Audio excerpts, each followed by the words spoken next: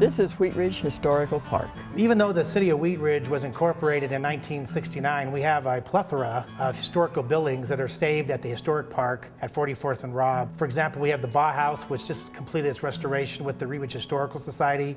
We also have the old post office and the Soddy House, which were buildings that were built in Wheat Ridge before 1900 or closely after 1900. We don't want to live in the past, but we sure definitely want to learn from it, and having the historical park gives us an opportunity to see how life was in Wheat Ridge 150 years ago, 100 years ago, 50 years ago in some cases. It's important for the community to know what our history is, where we've been, in order to really know where we're going. So the Historical Society is safekeepers of those artifacts, documents, and the city maintains the facilities. The Bauhaus is a little farmhouse surrounding an original log cabin that was built in 1859. Great, huh?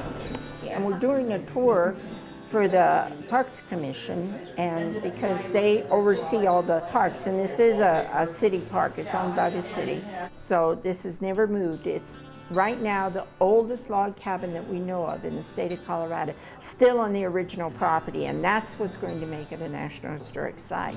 So look upstairs because you'll see that the beams are not 16 inches on center. They're hammer on center, because whatever hammer he picked up, he went like this, and that next beam went there. Every little piece of restoration was just magnificent. Every nail they found, they did a display of the square nails. They looked them up to see if they were accurate to 1859, and they were. It's the best I've seen in the whole metropolitan area.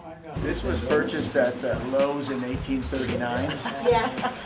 And we will give tours by appointment of the Bauhaus. The Bauhaus will really be open in the summer or spring of 2012.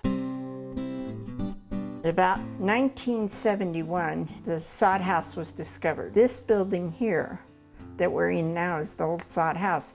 It's the National Historic Site. We had bake sales and the Girl Scouts collected cans and we saved the Soddy. We had it assessed by the Colorado State Historical Society, and they said we either had to restore it to the earliest picture that we had or encapsulate it inside of another building and not let anybody in it. We elected to restore it to the earliest picture we had, which was 1895. We plastered it, and it'll probably last another 100 years. Out here in this window, right here, you'll see the Soddy down here at the bottom. They used a sod plow, then they turned it over and stacked it. And they knew where the windows were going to go because they'd go up so far, and then there's a ledger above each window. It's cool in the summer. No matter if it gets up to 100 degrees, it'll be about the temperature it is now. And it's warm in the winter. Once you get it heated up, it'll stay warm. As you see here in the Soddy House, we have beds and it's furnished 1880, and that is what the Historical Society decided to furnish it as. This bed here, I'll show you, is really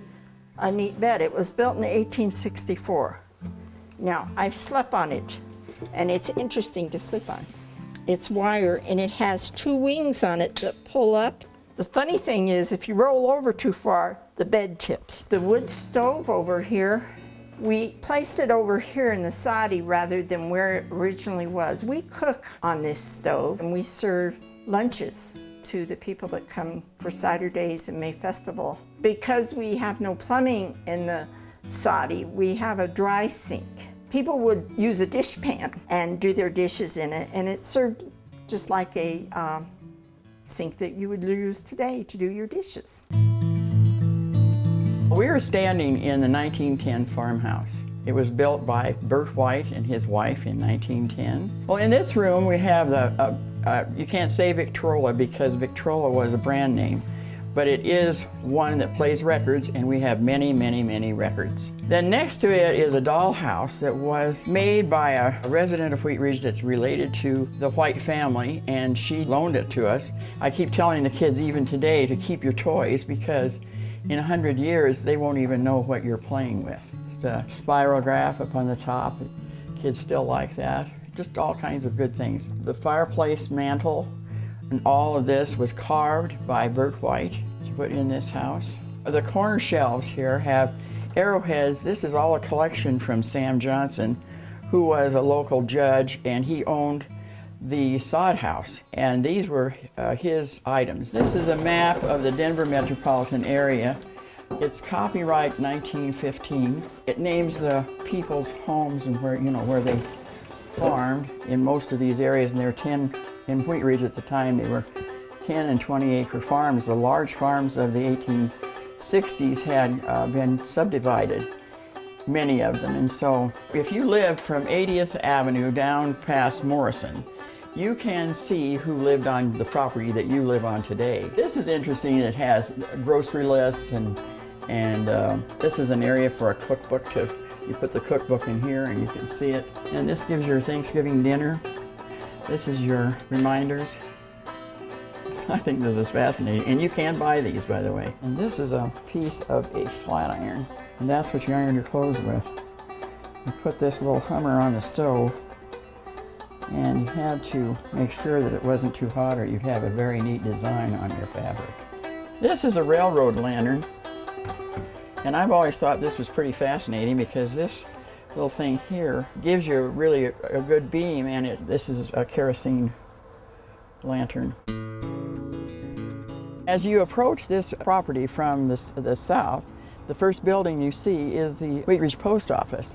And it was built about 1914 or 15. This was the first post office in Wheat Ridge. It is now our library and research library, and where we store our paper artifacts. And as you can see, we have many, many things. We have a genealogy file. We save abstracts. We have the Wheat Ridge School PTA records go back to the 1800s, when it was just a one-room school and there were 8 students in it. Back to the back is the Johnson cabin. It was built in the middle of the Coulihan Grange. This was built probably in 1860. Some of you may know Johnson Park. It was moved from Johnson Park. It's built out of logs, and it was Judge Johnson's private library and his retreat. This is the inside of the log cabin. At one time, Judge Johnson, the reason he bought it was he remembered staying here one winter as a child. The furnishings in here are period 1860. This butter churn came to us in what I like to say 1,000,000 pieces, and a son of one of our members figured out how it went together, and he put it all back together and restored it for us. When Judge Johnson moved the cabin from 48th and Upham down to Clear Creek, he took it apart, but he did not number the logs. And so you'll notice that the logs have divots and stuff out of them because they weren't put back exactly the way they were originally. And so whoever put it together at Clear Creek just did the best they could with them. Recently, the City of Wheat Ridge and the Wheat Ridge Housing Authority purchased the Fruitdale School, which is on 44th Avenue, and that building is being assessed right now by the Colorado Preservation Society, and this organization will look at the possible uses for that building. The building was purchased at cleanup cost from the school district, plus $1, about 6 months ago.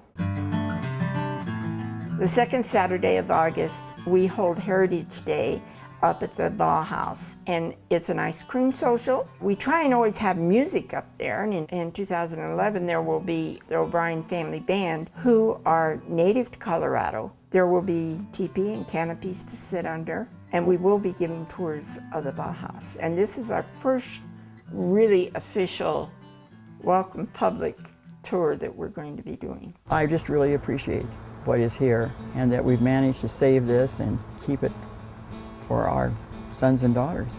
The Historical Society has done a great job on maintaining the records and restoring these buildings for future generations to enjoy, and the Historical Park is actually available for tours if you call the Historical Society in Wheat Ridge. By having the Richards Hart Estate and the Historic Park and now the Bauhaus gives a foundation to the community, that the community has been here since 1859. We all came from something and somewhere, and this is the something and somewhere that Wheat Ridge came from. You keep coming and you keep reading, and I keep learning more, and I keep forgetting more, and that's what probably keeps me here.